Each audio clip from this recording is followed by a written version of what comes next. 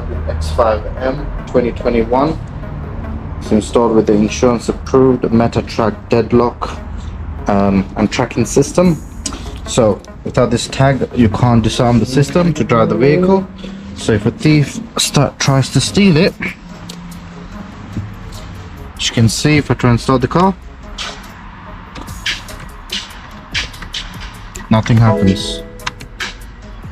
The car will not turn on. It's fully immobilized. So what you gotta do, you need to disarm the system with the tag.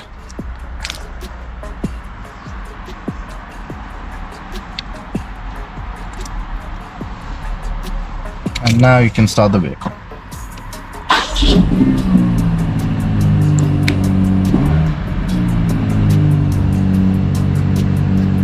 So if you want the Meta S5 Deadlock system installed on yours, give us a shout. See the link down below. Thank you for watching. Make sure you like and subscribe to our channel.